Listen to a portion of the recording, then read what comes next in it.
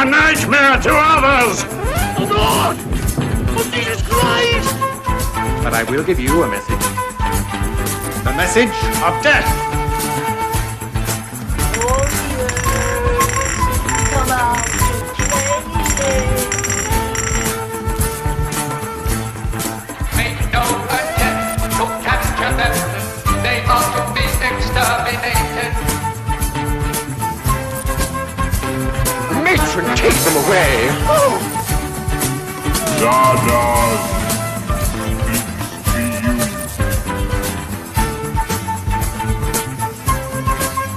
What's your fucking game, shithead? Shithead? What's a shithead? But the film had much bigger problems than some poor acting and a dodgy new backstory for the Immortals. As we often like to do on this here show, we like to talk about the stories that went on behind the scenes. And oh boy, there's some real doozies here, folks. So, first of all, they had huge budget problems. The decision had been made to shoot the film in Argentina, as the dollar was considered to be very strong over there. The film was also being financed under a rule that if it went over budget, then the bonding company, who were in control of the money, would take full control of the final cut of the film. Now, this was very much like the situation that occurred on Blade Runner, which is why that film will go on to have multiple different versions of it, as would Highlander 2. But we'll come to that in a moment. So, the choice of shooting in Argentina seemed like a good idea at the time, but upon getting there, it quickly became apparent that South America's film industry was on its arse, basically. It was not in a good shape for the production. It became difficult to find local skilled technicians to work on the film. So, many people had to be flown over from the USA and the UK to take on key roles to manage and supervise production of the film, which made for a number of unexpected additional costs. While shooting the film, Argentina's currency began to fluctuate on an almost daily basis, and the producers struggled to manage their budget throughout. Now, the bonding company was getting very, very concerned by this point, and everyone was suggesting ideas to keep the budget down, which resulted in a number of changes to the script. Everyone was trying to keep everything together and under control for long enough for the film to be completed. And then, disaster struck. During production, the country's entire economy just completely crashed overnight. As detailed in the documentary, Seduced by Argentina, The Making of Highlander 2, that's included in the special edition DVD, what essentially happened is that the budget suddenly went from having millions of dollars to, we've got absolutely sweet FA for this movie. And that happened in the space of 24 hours. At this point, the movie was not complete. But that didn't matter to the bonding company anymore. Their only goal now was to finish the movie with what had been shot and complete any incomplete visual effects in the cheapest way that they could. The film needed to be released as quickly as possible so that it could start making its money back, and the bonding company cut corners in every department just to get it released.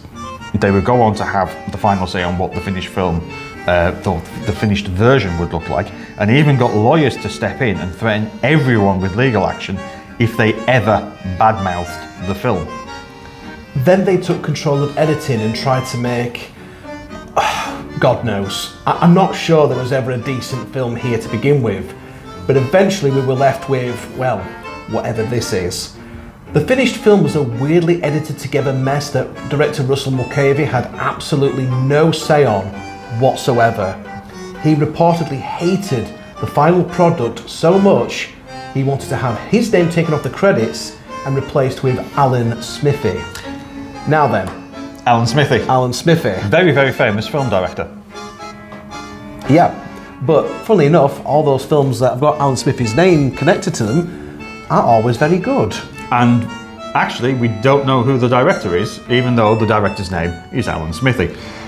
For those who do not know, Alan Smithee is a pseudonym used in Hollywood when, such as in this, a film is so bad that the director wants absolutely nothing to do with it, does not want to be sort of, you know, he or she doesn't care about this film anymore. It's for whatever reason he or she has walked off and wants nothing more to do with the movie. and legally will sue or something like that if he or she's name is on there. So they replace it with Alan Smithee. So if you see a film and it's directed by Alan Smithee, you have been warned. There is actually a movie out. It's called Burn Hollywood Burn. It's awful, by the way. It's awful. But the whole joke of the film is that what happens when a film is so bad that the director wants his name taken off the movie, but the actual name of the director is Alan Smithee. Yeah. It had Sylvester Stallone in it, Yeah. Jackie Chan, Yeah. Whoopi Goldberg. Eric Idle played Alan Smithee. So we've got quite the cast here. The late Ryan O'Neill was in it as well. It is, well, let's be quite honest, it's shit. It is awful. But actually, some of it is actually quite, some of it's actually, what happens here? But it's ultimately it is a very, very bad film, and it's a one-joke film. Yeah. Although it is literally the only time that you will see Jackie Chan and Sylvester Stallone in the same film together. Yes. Yeah.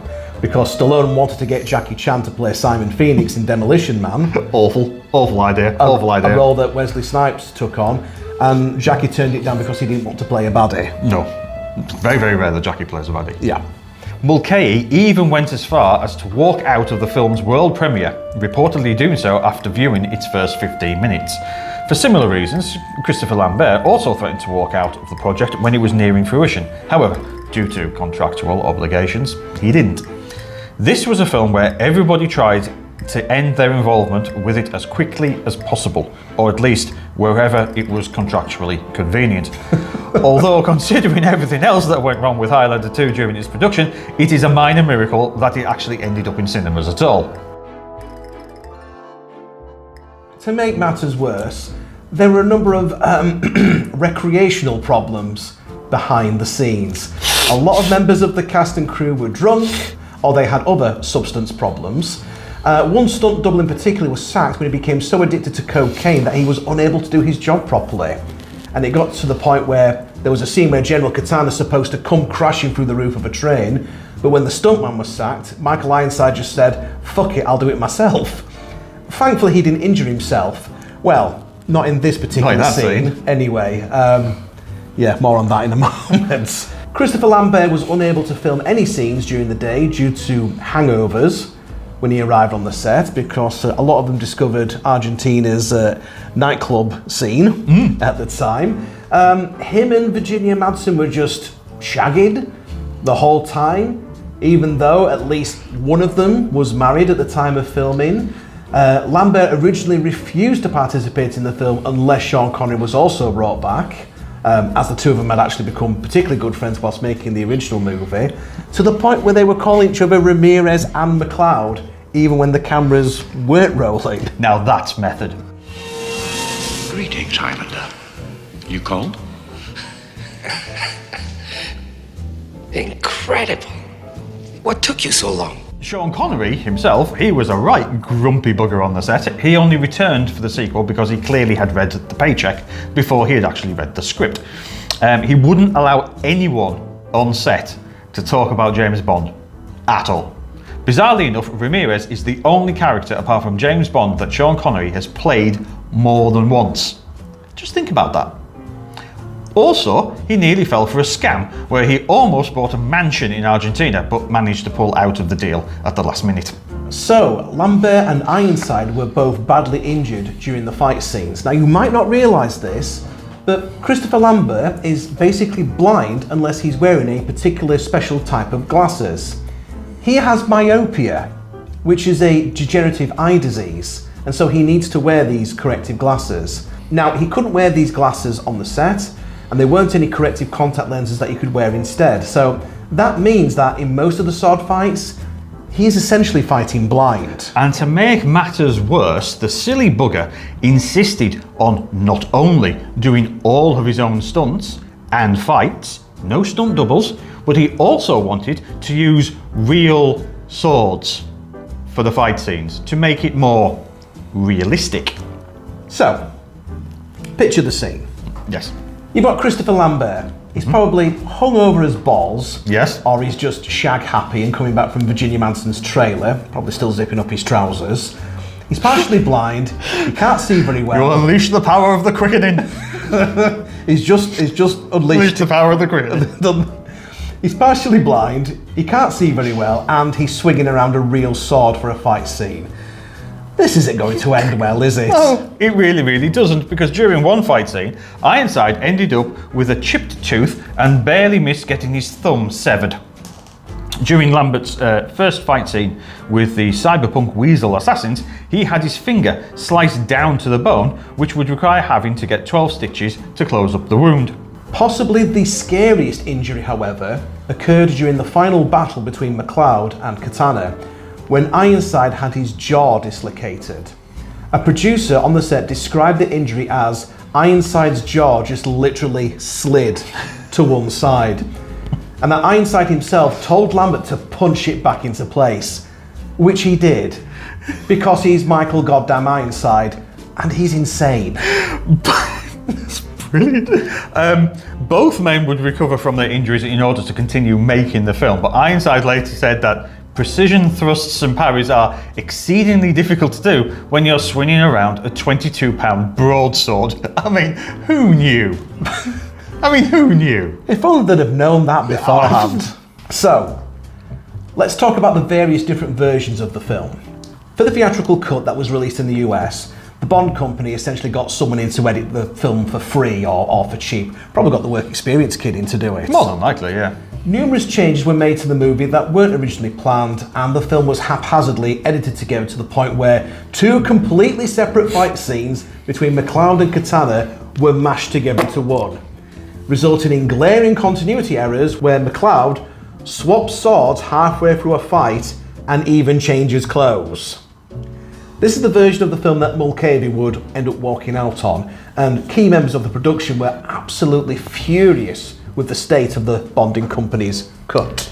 However, just to make matters even more complicated, there are actually two theatrical versions. There's a US version and a UK version. Now, thankfully, a gentleman called Nigel Green, the owner of Entertainment Film Distributors, or Entertainment and Video, which at the time was the largest independent distributor in the UK, wanted to try and save the movie. So, his company worked with Mulcahy to finance and put together a re-edited version of the film for theatrical release in the UK and some foreign markets. It still wasn't a fantastic movie, but it was a better put together one than the US version.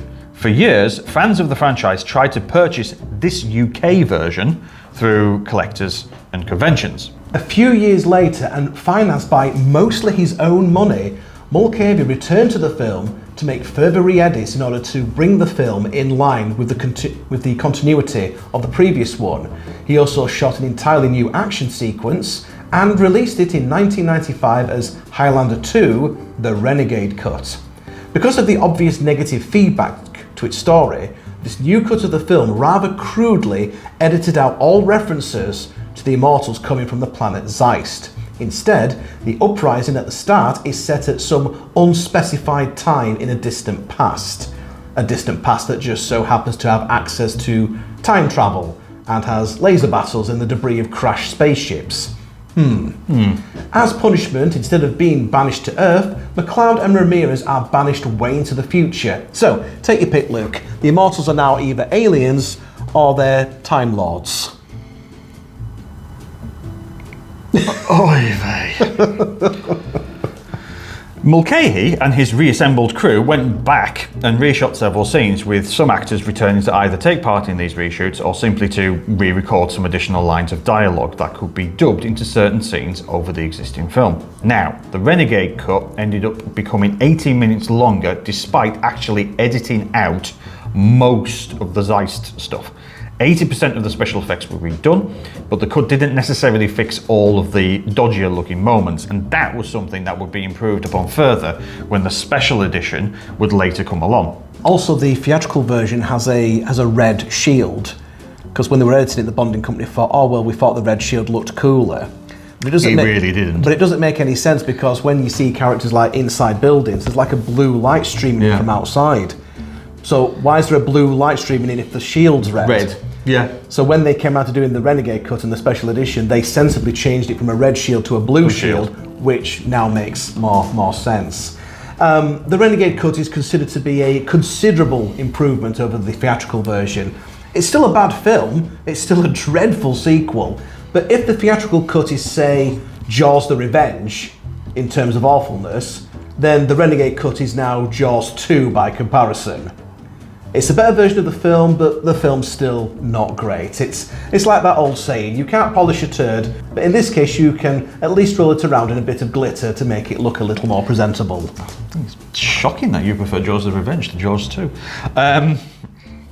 No, what I'm saying is... Oh, Jaws 2 is better than Jaws the Revenge? Yeah, that's it. Oh. It's still, in terms of a bad sequel... Oh, come on. Jaws the Revenge is awful.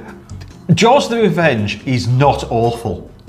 It's not awful. Have you seen it recently? Yes, I have seen it recently. And Jaws the Revenge is not awful. And here is the reason why Jaws the Revenge is not awful. Okay. 2 words. Michael Caine. Right. Thank you. Goodbye. Thank you. Who never... Mic drop. Boom. Although Michael Caine has said, I have never actually watched Jaws the Revenge. However, I have seen the house that he bought. And the house is lovely. And it's marvellous. Actually, I do. In all seriousness, I actually think Jaws 2 is actually better than people give it credit for. Yeah. The only stinker in Jaws, the only absolute stinker in the Jaws franchise is Jaws 3.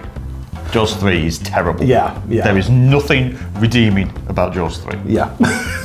At all. State of your 3D special effects, mate. Indeed. So, funnily enough, these days it's actually very, very difficult to find the original theatrical cut anymore, as it is no longer in print and probably under the M3 motorway. You can probably find it on VHS still. Probably not, because it's probably under the M3 motorway.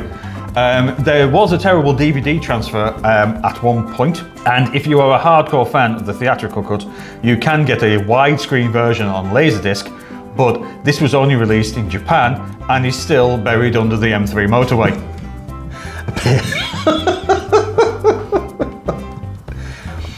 So, whilst we're talking about The Wicker Man and things being buried under the M3 motorway, amazingly, like what we saw with The Wicker Man, there are actually a number of fan edits of the film which attempt to piece together the most complete version of the film possible from all the various different reasons. In fact, you could argue Highlander 2 was part of the reason why fan edits started becoming popular. Now, you have to admire the dedication of the Highlander fan base. There are clearly some people out there that are determined to prove that there is a decent second film in the franchise out there somewhere. Do these people have jobs? I'm assuming not. And they are so determined to prove that there is a decent second film, they will actually go to the effort of piecing it all together themselves. It is funny how a film regarded as one of the worst sequels ever made gets such good treatment later on. And you wonder why Superman 4: The Quest for Peace, and indeed Jaws the Revenge, doesn't get this same amount of love and attention. Because it's Superman 4: The Quest for Peace and Jaws the Revenge. I'm sure there's someone out there that's probably tried to do a fan edit of Superman 4 somewhere. No, there isn't. Somebody once tried, but now they're buried under the M3 motorway. Surprised anyone can drive over the M3 motorway now with the amount of shite that's buried underneath it. After all this, you would have thought, that's it, that's the end of the Highlander franchise, it'll die a death. But oh no! Far from the contrary, it would only continue. The 90s saw an explosion of the Highlander franchise, with various films and projects bubbling up to the surface every few years. Very few of these films had a great reception, although none were quite as bad as Highlander 2. It probably helps that every other instalment in the Highlander franchise that followed afterwards has basically just pretended that Highlander 2 never happened. And this includes Highlander the Source. And when even Highlander the Source ghosts you, you know you've got troubles. That film is so bad it makes Highlander 2 look like Citizen Kane by comparison. You're not going to make me watch Highlander the Source, are you? Luke, my friend, I will never make you watch Highlander the Source. Thank God for that. Merely because if you watch Highlander the Source, that means I will have to watch Highlander the Source This is as well. very true. Although, Highlander 3 on the other hand, I mean, that really does depend on how well received this episode on Highlander 2 becomes. If this gets a lot of views, then we might do Highlander 3. It is a less dreadful sequel than the second film, mainly because, again, Highlander 3 completely ignores Highlander 2 and essentially attempts to remake the same story as Highlander 1 again. Literally, it's like they copied the scripts, did a copy and paste, and then did a quick find and replace. Yeah. And Mario Van Peebles, he's clearly having such a fun time as Kane the Sorcerer. Such a fun time. Although between this and, again, Jaws the Revenge, he doesn't have much luck when it comes to appearing in sequels. I think the phrase more ham than the deli counter at Morrison's springs to mind when describing Mario Van Peebles' performance as Kane the Sorcerer in Highlander 3. But sadly, he's no General Katana. Michael Ironside is such a nutter in Highlander 2 that he becomes the film's one redeeming thing. But then again, it's Michael Ironside. He's always a nutter. Please see the likes of Total Recall, The Next Karate Kid, and Starship Troopers for more proof of this. It's kind of his shtick. Last stop.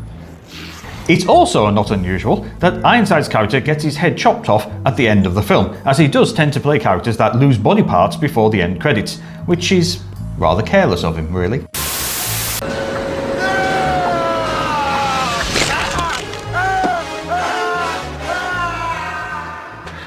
See you at the party, Richter!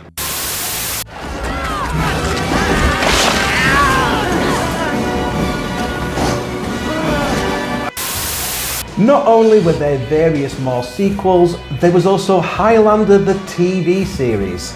There can be only one. Well, now there's one every bloody week. That's slightly more than one. Lambert himself even turned up in the very first episode of the series for Conor McLeod to essentially hand over the reins of the franchise to his cousin, Adrian Paul's character, Duncan McLeod. Oh, brilliant. Duncan McLeod. Brilliant. Same clan, different vintage. Yeah. That's an exact quote. That's how much I love Highlander the series. And there wasn't just Duncan either. There was also an animated series that was set in the future that focused on Quentin McLeod and a descendant of Ramirez. Oh, no. It's not a descendant. Oh, no, it's not a descendant of Ramirez. Oh, is it not? No, it's Ramirez. Oh, bloody hell. Right. He's come back to life again. Right. Yeah, somehow he's back again. So again, he's now more immortal than the Immortals. Brilliant.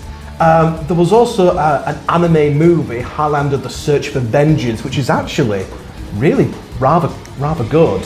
Along with numerous novels, actual sort of, not graphic novels, actually written sort of book stories. No, there was comics. Oh, there's comics as well, there's comics as well. Oh, blind. Oh, I have them. Oh, flipping it. Right, see, we've got novels, we've got graphic novels, and we've also got some terrible video games.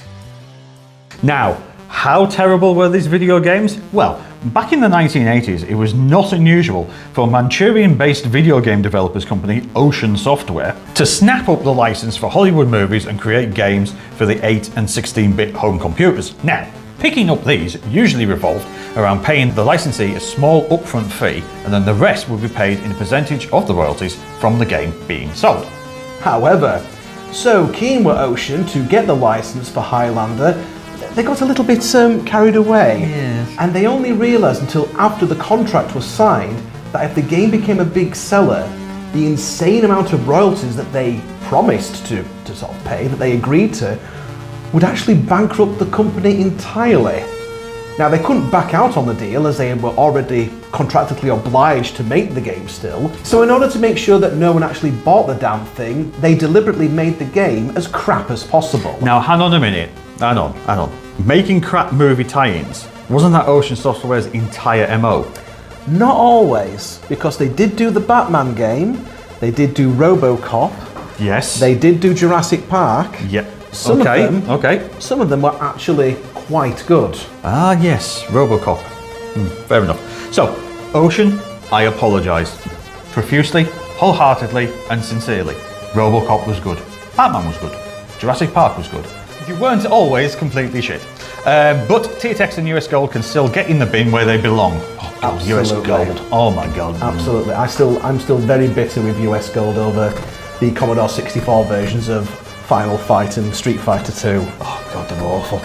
They could have had a really good game here. I mean, essentially just take the video game Barbarian, do a rip-off of that, make some cosmetic changes, you'd have had a fantastic decapitation software. Yeah, they even had decapitations in Barbarian. Yeah.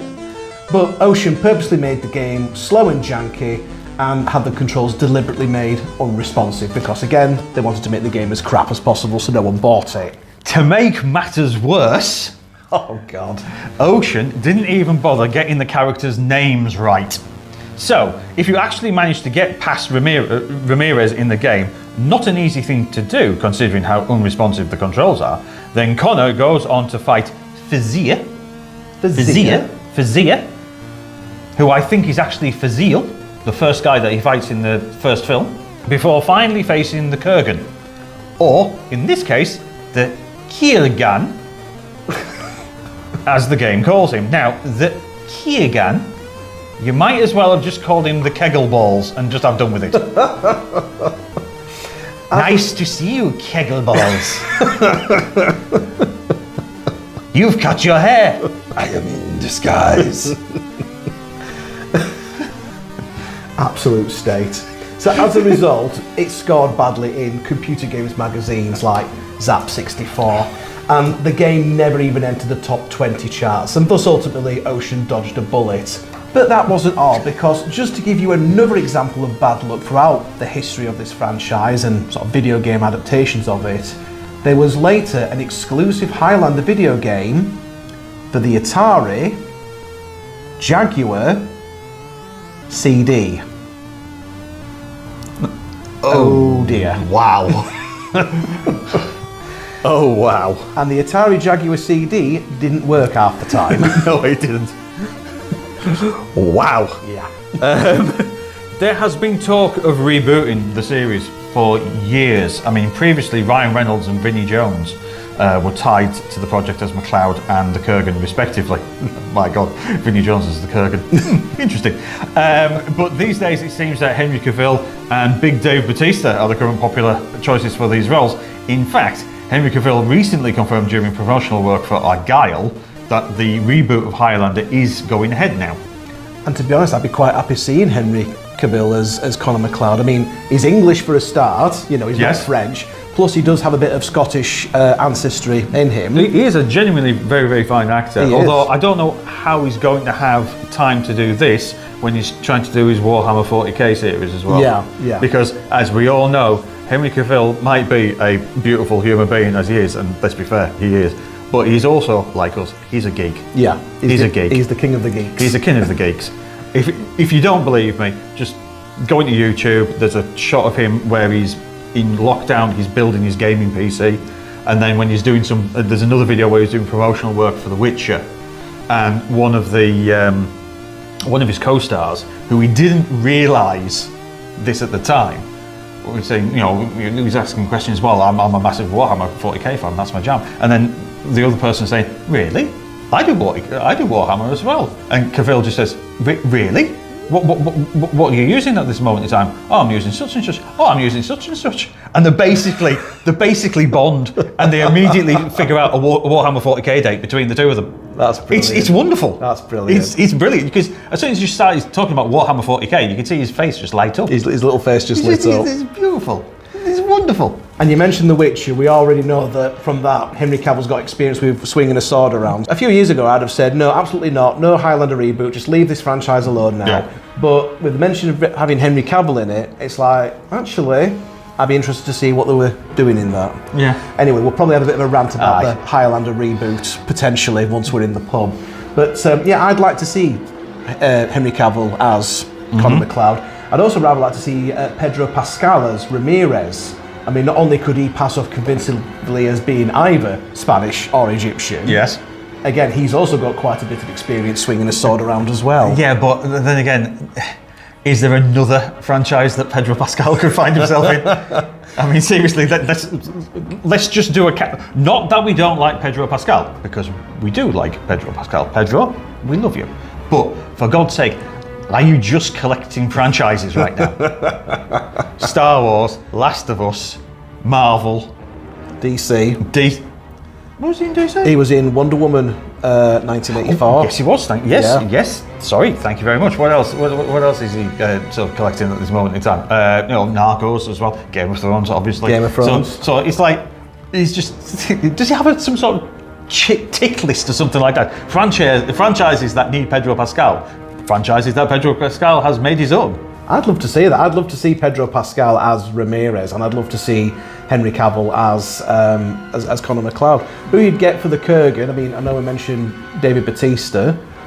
That might work, but yeah. you're going to have to get someone who is. You're going to have to get somebody that is big and imposing. Yeah. And during the 1980s, it's still now, to be fair. When you think he's growing gracefully like a fine wine. Is Clancy Brown, but he was massive. He was a big bloke. Huge bloke. He was a big bloke. As I say, growing like a fine vintage wine. He's, He also nearly decapitated Sean Connery for real during the fight scene. Yeah. Yes, he did. Yeah. Yes.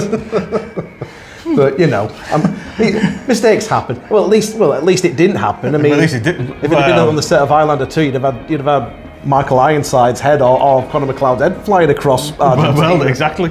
So yeah, in conclusion, if you really do have to watch this film, watch our review of it. Just don't watch the film. Just watch our review of the film. It's fine. But if you really do have to sit and watch the film, then watch the Renegade or special editions. Or you can just do what the rest of the franchise did and pretend that the film never even existed. Ultimately, Highlander 2: The Quickening isn't just a bad movie. It's far worse than that. It's a kind of tragic. Get out. Get out. Now. Now. I'm not joking. Leave. Pub? Leave. Yes. Pub. Now. Right. Pub.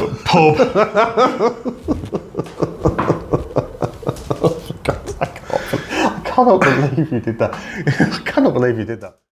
Here hung those lips that I have kissed I know not how oft. Sir, whatever you gentlemen felt for each other when your friend was still alive is certainly none of my affair.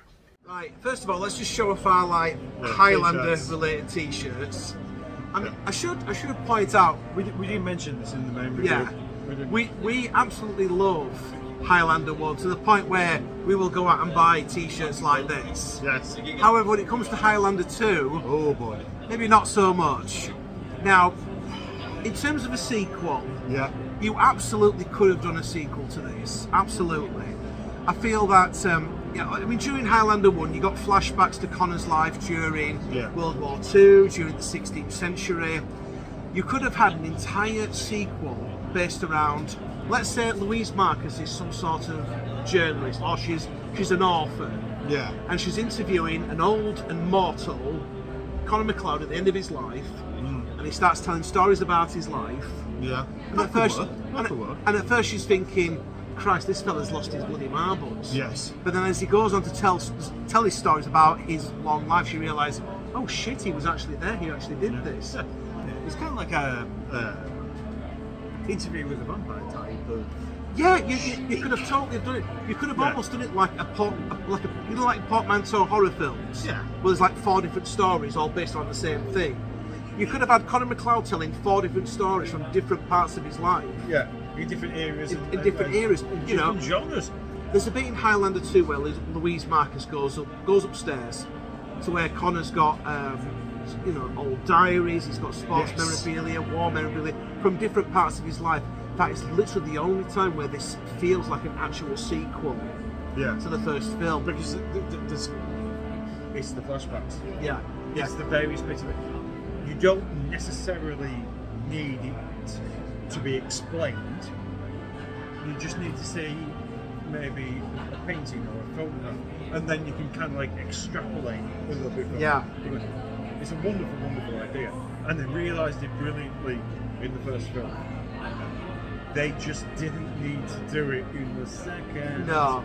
And the aliens, it doesn't work. And that's the problem.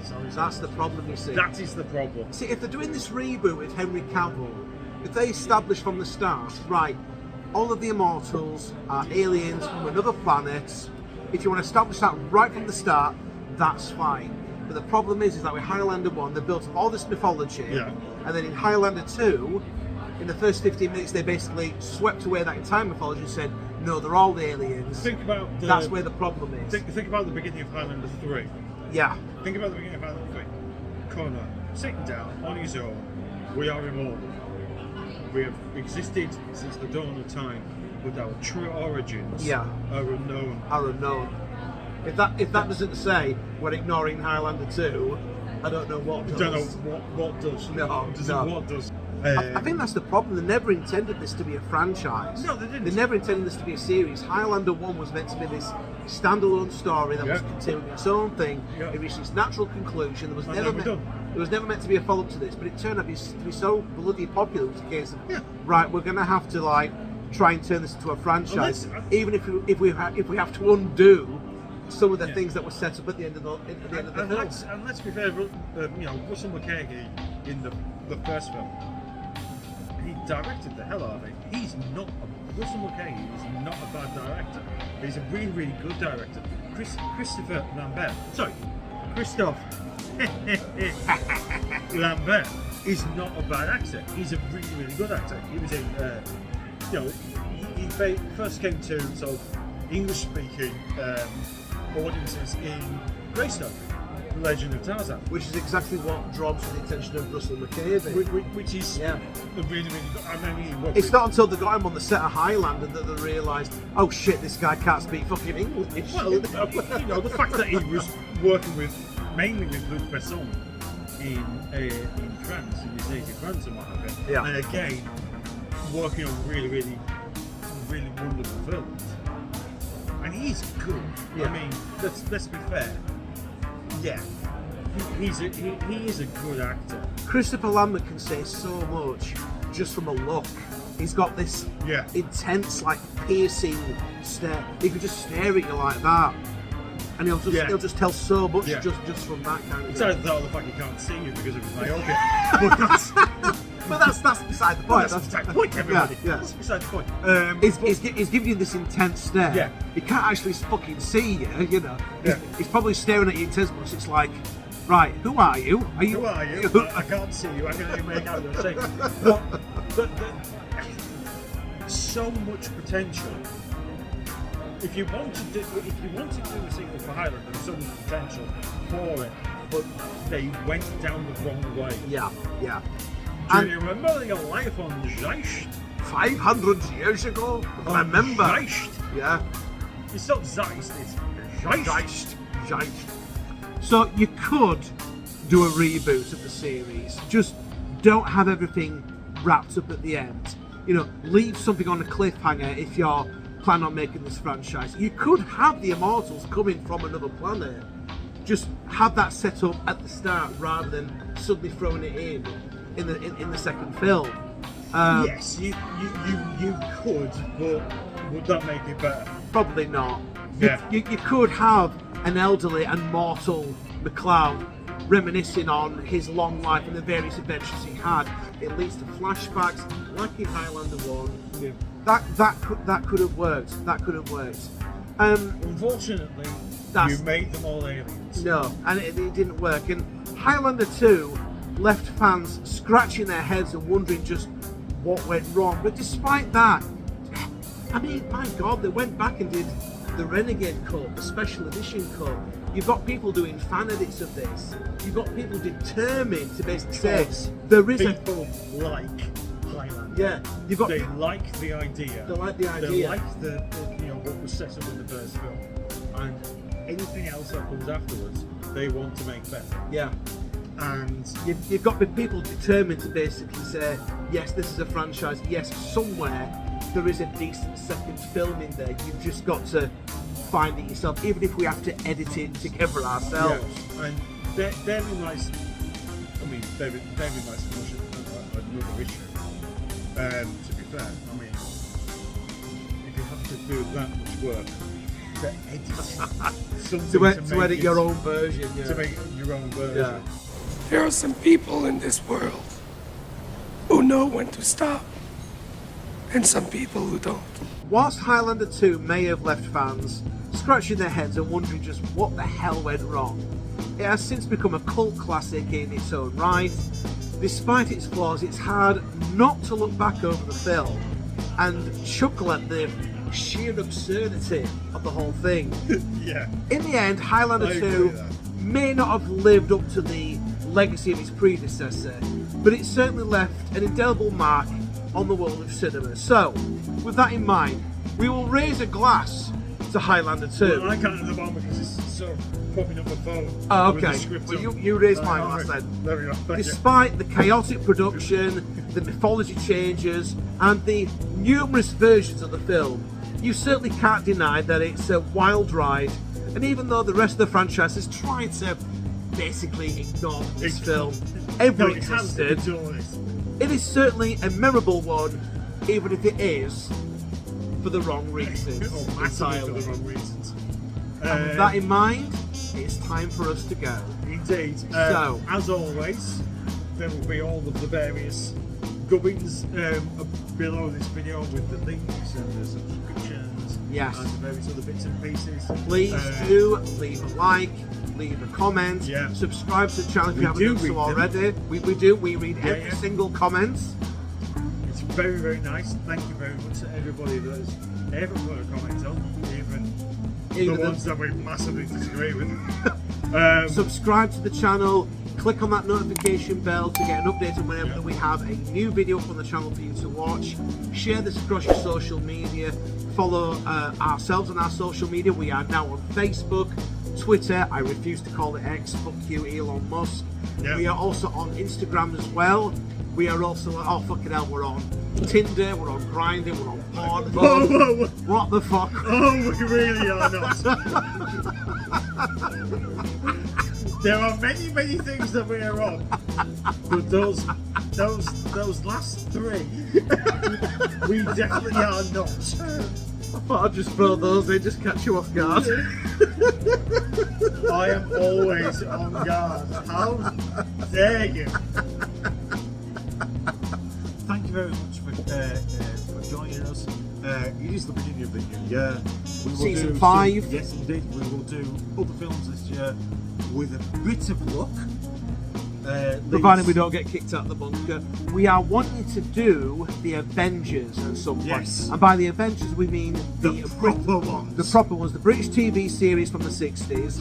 We mentioned this during the bloopers. If you don't catch the bloopers videos, you are missing out on so much. And yes, we will be back with more of season 5 of We Need to Talk About brand new year, brand new films.